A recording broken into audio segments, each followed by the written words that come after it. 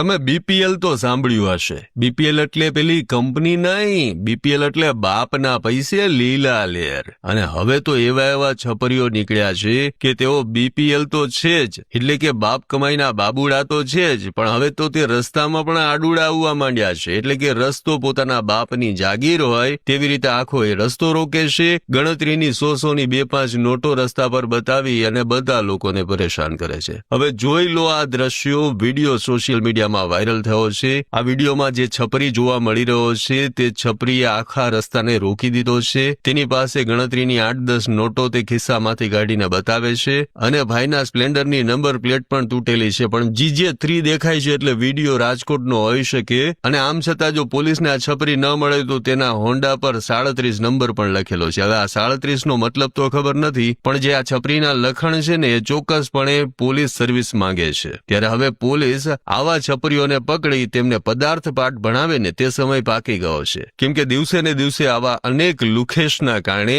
આપણી સંસ્કૃતિને દાગ લાગી રહ્યો છે.